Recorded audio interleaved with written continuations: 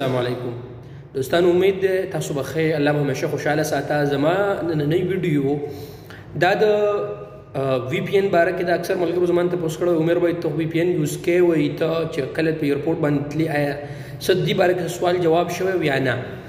ګورئ دوستانو، ویډیو تاسو د اول نه تر اخره پورې وګورئ نو انشاءالله تاسو به تاسو په دې باندې پوه کړم چې آیا وی پی ان په موبایل کې ساتل آیا سیف دی یا نه دی.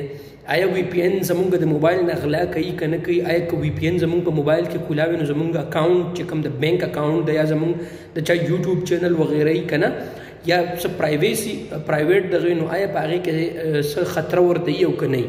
نو د دې ویډیو کې انشاءالله زه تاسو سره نن ټول کلیر کوم. ګورئ دوستانو، د ټولو نه اول مسله خو دا ده چې که تاسو په سعودي عرب کې یا په کم یو عرب ملک کې نو د هغه ځای د قانون خیال ساتئ. ګور اکثر دلته ویب سایټ داسې چې هغه د وی پی ان هغه بند وي. هغه ویب سایټ نو کله چې سړی وی پی ان اوپن کړي نو په وی پی ان باندې هغه ویب سایټ بیا اوپن کیږي. دا ایلیګل شیز دی او د دې باندې سزا او جرمانې دي. نو کم ویب سایټ چې دلته ایلیګل دي نو هغه په وی پی ان باندې نه بلکې په هر طریقه چې ته کولاوې نو هغه غیر قانوني دي. ٹھیک شو.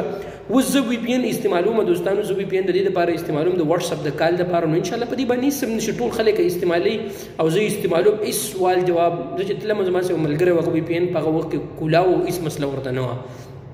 ټیک شو. دویمه خبره چې کوم نه دوستانو هغه دا چې کله تاسو وی پی ان استعمالوئ نو وی پی ان په داسې سیم باندې استعمالوئ چې هغه سیم تاسو په نوم باندې نه وي، ځکه چې په دې کې ډېرې مسلې راځي. نو چې تاسو په نوم باندې خو چې د بل والا سیم نه وي.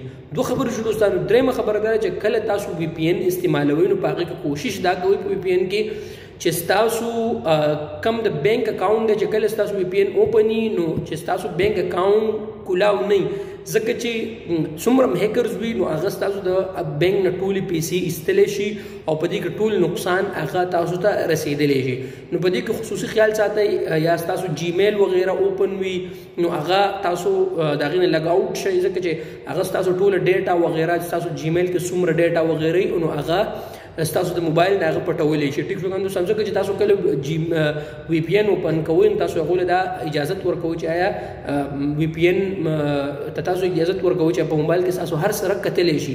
نو د دې شیزونو ډېر زیات خیال ساتئ. درېیمه او اهم خبره چې کوم نه دوستانو، کله چې تاسو وی پی ان استعمالوئ نو کوشش کوئ چې په هغه موبایل کې ستاسو د کور وغیره یا ستاسو پرایویټ پکچرز یا ستاسو پرایویسی چې څومره دا سیکرټ شیزونه دي چې ستاسو په موبایل کې نه وي، ځکه چې څه ټیم هم هغه ستاسو د موبایل نه هغه اخیستلی شي او هغه شیر کولی شي او هغه خرڅولی شي. دا مخکې باید هغه کېږي. نو د دې شیزونو خصوصي خیال ساتئ چې کله تاسو وی پی ان د کال لپاره وغیره لپاره تاسو استعمالوئ نو د دې شیزونو خیال ساتئ. ادروایز ورنه بیا به تاسو د دې شیزونو په خپله به ذمه دار یې. نو د دې شیزونو خصوصي خیال ساتئ، یعنې پکچر وغیره، بینک اکاونټ، یوټیوب، فیسبوک، دا څومره دغه چې دي که نو د دې شیزونو تاسو خصوصي خیال ساتئ. انشاءالله د کال لپاره استعمالوئ انشاءالله او لیګل استعمالوئ انشاءالله. هېڅ مسله به هم نه. امید ده چې ویډیو به ستاسو خوښه شوي. که ویډیو ستاسو خوښه شوي نو یوټیوب چینل سبسکرایب کړئ، ویډیو د ملګرو سره شیر کړئ. تھینک یو.